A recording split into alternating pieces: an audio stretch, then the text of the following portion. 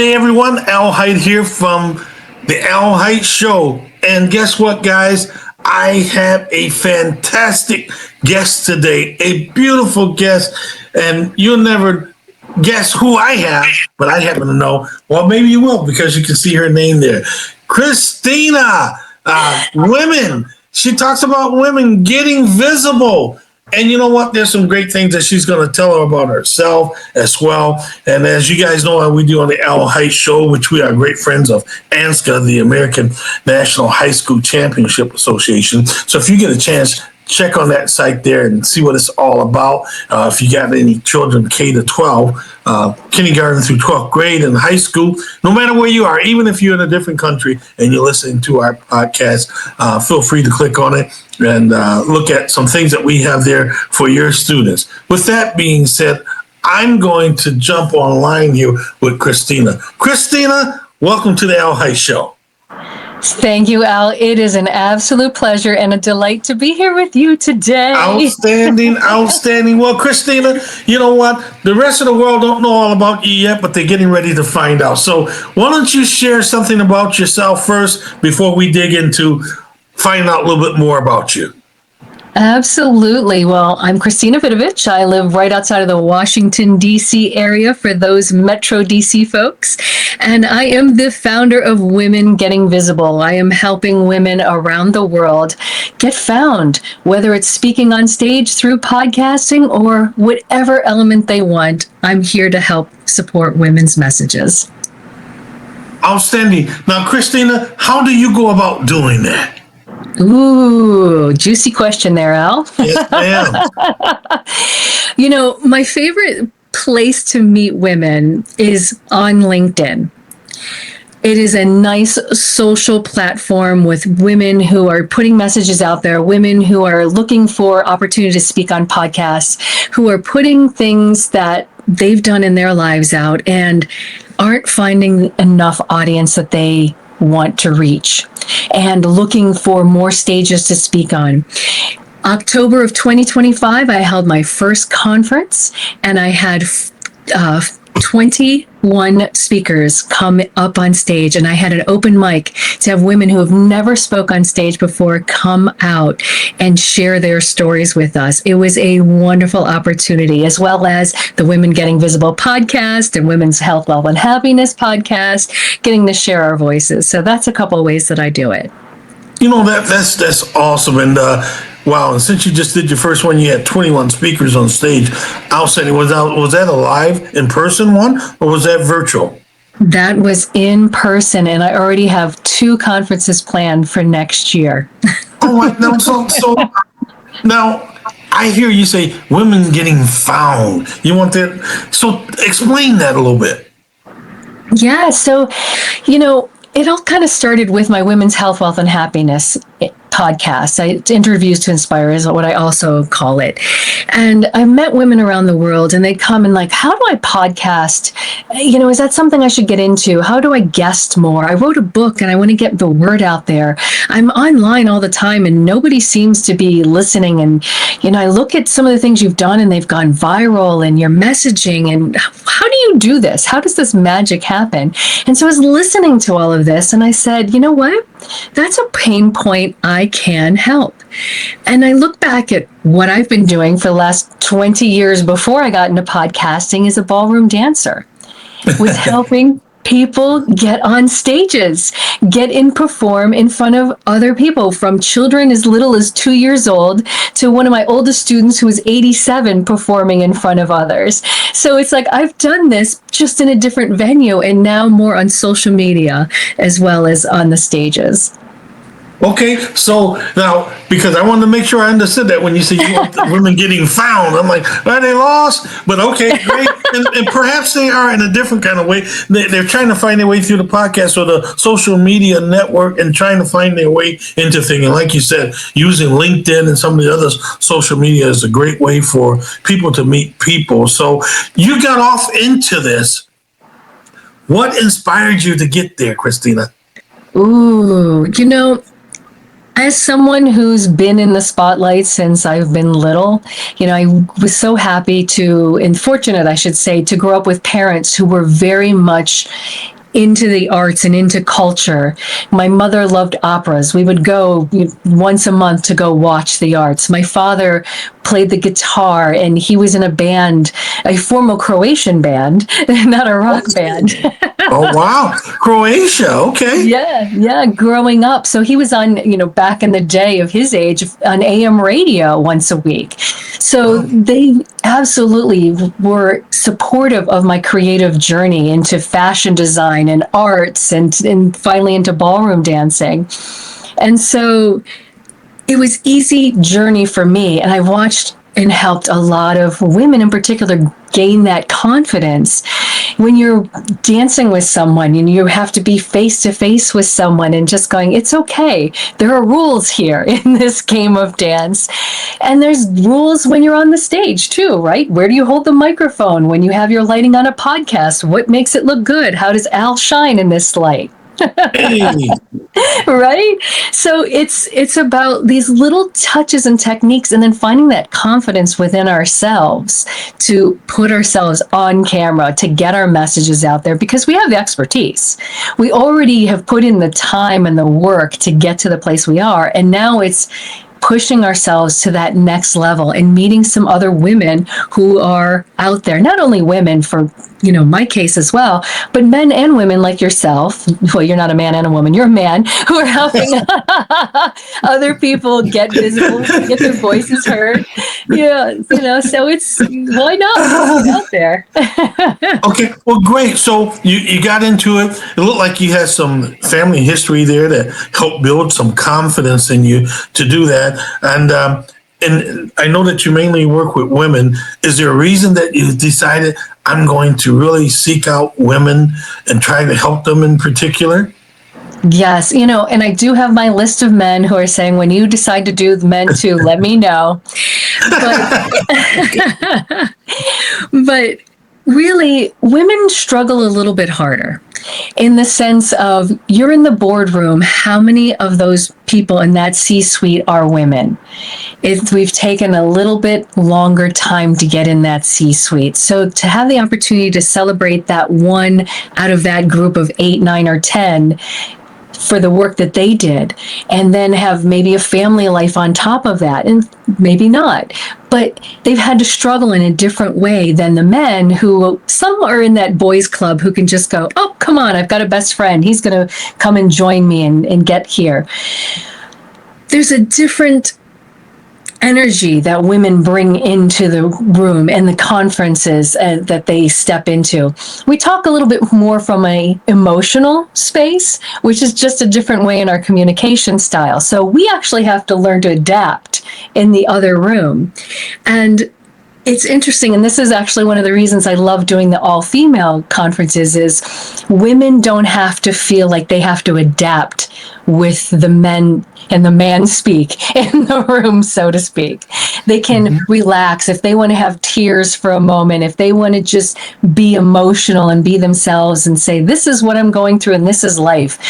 There's a different way that we communicate. So emphasizing that those things are okay. And I think in today's world now, we're a little bit more open to those emotions. There's a lot more sensitivity training that goes on around in corporate world now than there ever was before. So women have more opportunities to just kind of be themselves without being labeled so much, oh, I'm a woman first, versus here's the other things that I bring to the table, my degrees, my diplomas, my certifications. So there's a lot of differences that have happened, but I think celebrating all the things that we've done is just remarkable. And I love being in the spotlight myself to help push those women ahead.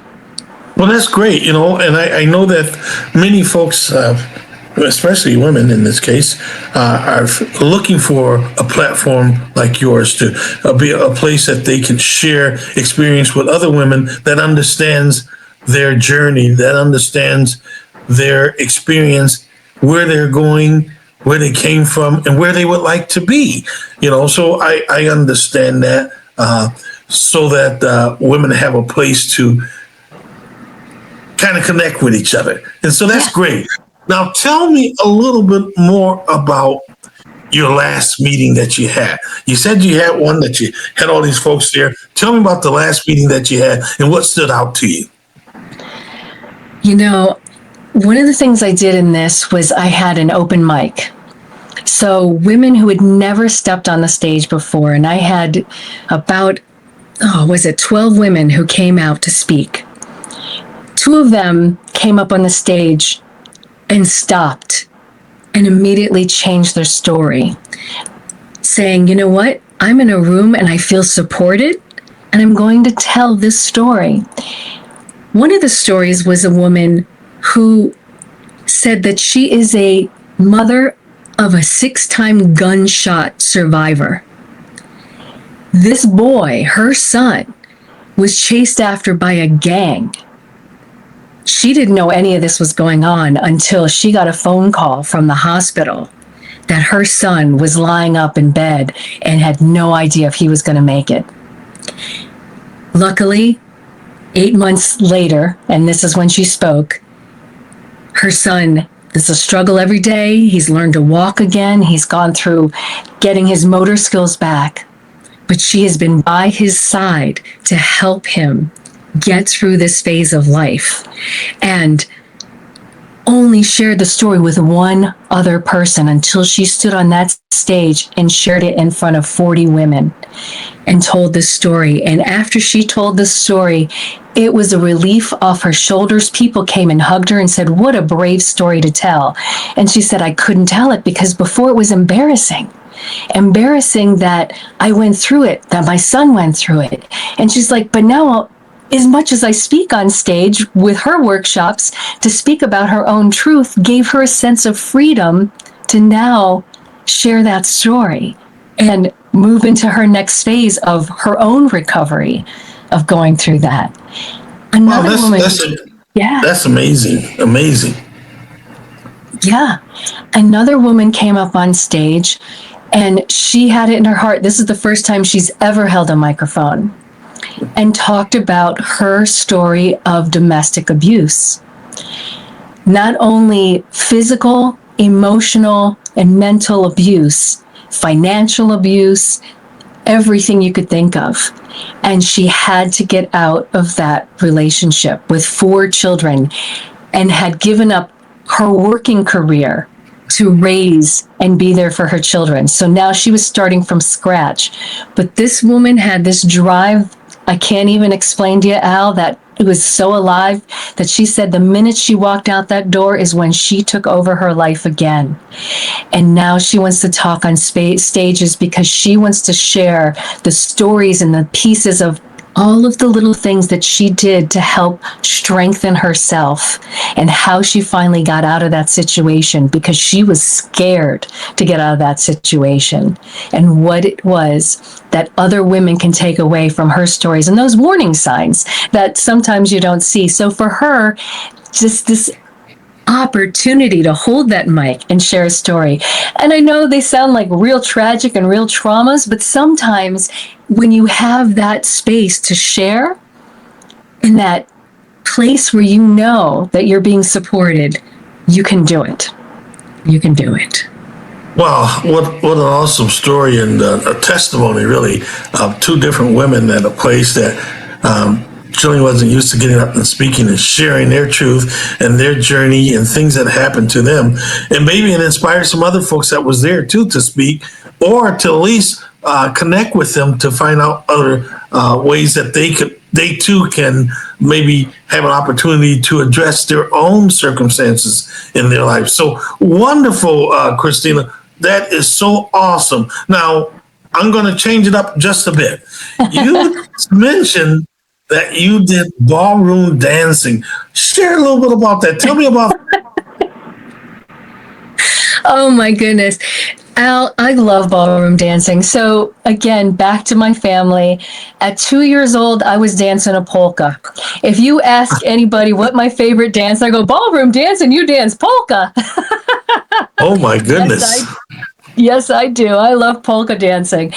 So that was my very first experience. And then being half Filipino on the other side, that is the other dances. So the cha-chas and the tangos and the boogie, swing as we call it.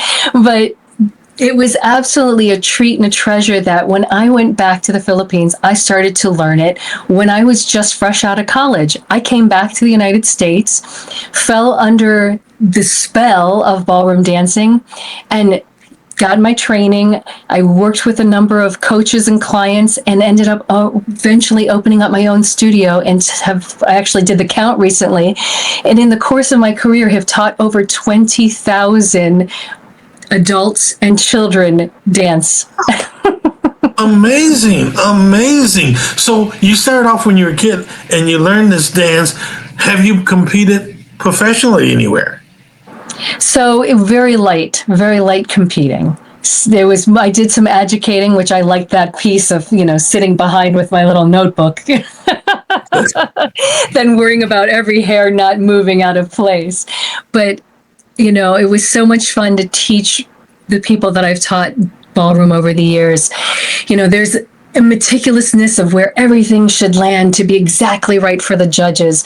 But to me, some of it's about self-expression. So if your hand wasn't exactly up at that right angle and it was down a little bit low, that's okay. Self-express. If you wiggled a little bit too much, self-express. Now, Christina, let me ask you something. Have you thought about joining those two where the women are gathered together to do these things and dancing at the same time? It's so funny that you asked that. In this last conference, everybody said, "Where's the dancing, Christina? We're waiting for the dance." I said, "You know what? Join me next October. We'll do some dancing for that one." And Oh, wow, great. Yeah, so women getting noticed. I mean, what better way to get noticed than out there doing ballroom dancing? Oh, wow. So, Christina, all of this is really, really great. But what is your ultimate goal in what you're doing with with folks getting noticed, women getting noticed? The ultimate goal.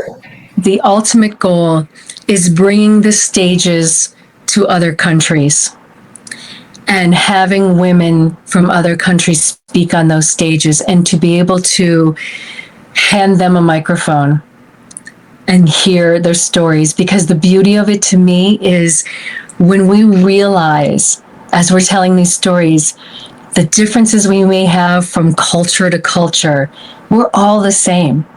We all have this shared human experience, and being able to blend that together in the beautiful partnership that we create, that is what I want. I want to bring the stage around the globe.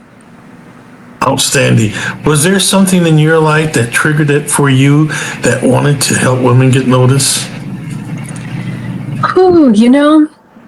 I think I had a strong upbringing with my mother. My mother being an immigrant, coming over after medical school, making her way, finding her jobs by herself, then meeting my father here.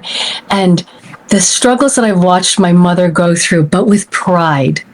And being an immigrant, being a woman, English as a second language, and being the observer. It's those stories that I love to tell. And as I meet more women and I hear these stories and how quiet sometimes we are about our own story of going, "Oh yeah, I've done that," and don't realize how incredible each of these stories are. So my mother's my number one inspiration for why I want to get women visible. And that quiet little girl who sat there, just like my mother told me, and observe. I've always been listening and watching. So it's really incredible to me to look at the women who can do amazing things. Who knows? Hopefully in our lifetime, we'll have a female president in the United States. A lot of other countries have. That's for sure. Yeah. Okay, great. So your mom was a great inspiration for you then. Yes. Okay. Now, Christina, here we go. Here's one for you here. If you had a chance to change the world, how would you do it? Ooh, Al, that's a big question. How would I change the world? Everybody just needs to be a little kinder and slow down. That's what I would do. Just tell everybody, just relax a little. You know, we don't have to speed our way through life. Smile and notice what's around you. Yeah, that's what I would do. Just tell everybody to slow down. So when you're getting these women noticed, you're going to ask them to slow down, smile a little bit, and be kind. Yeah. Yeah. Well, that is a good way to help start changing the world. You know, we have very little of that sometimes. Okay, here's another question for you. You may really like this one. Christina, if you could change the world, how would you change it? If I were queen of the world. Yes. And for this moment, you are queen of the world. Ooh. And what would you do? Wow, Al, you just asked me another great question. What would I do if I were queen of the world? I would get on my private jet.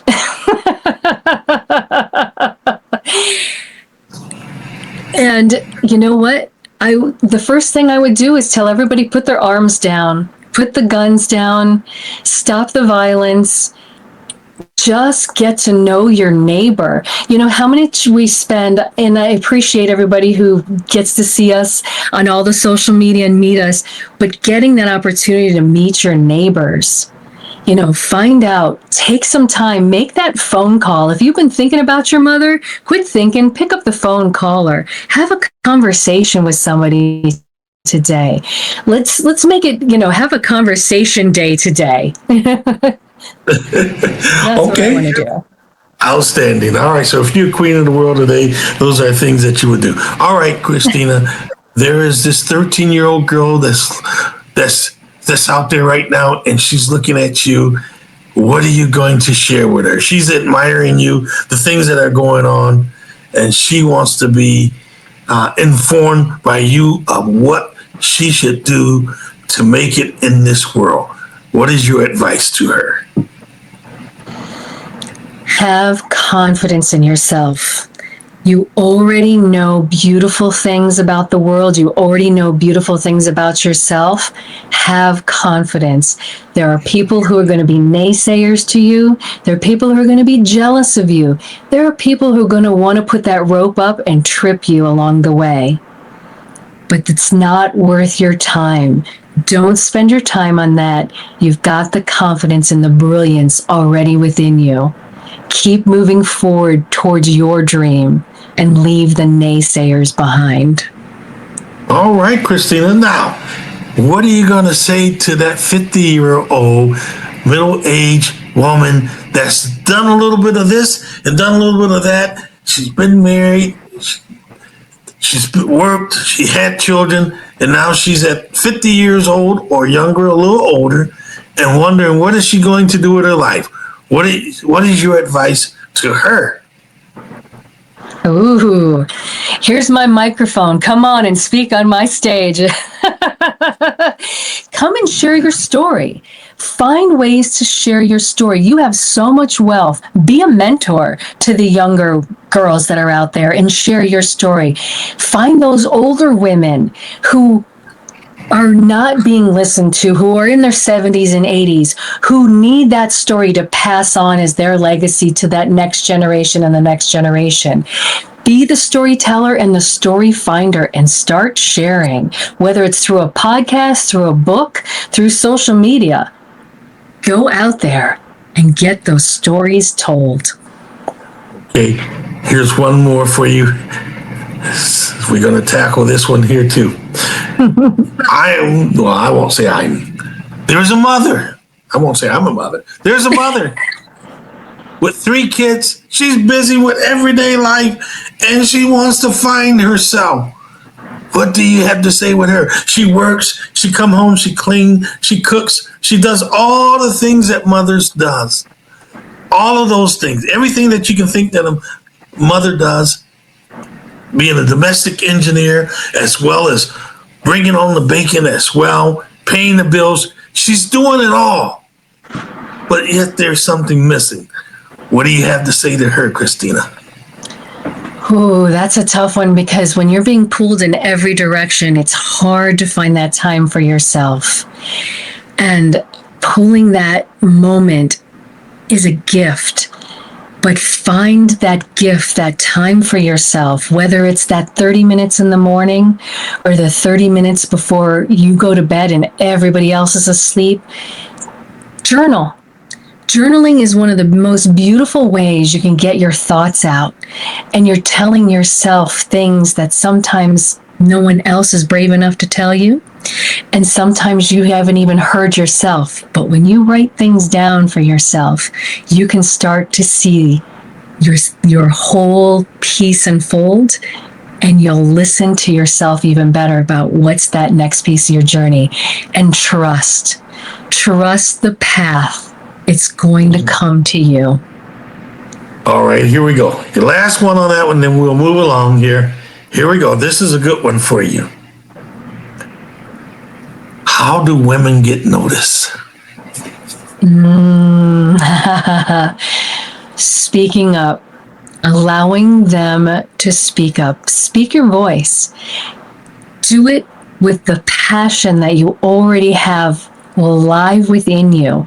Find that spark. What brings you joy? And start from that talking point. What makes you happy? You don't have to brag about your life. You don't have to talk about the sorrows of your life. Talk about what makes you happy.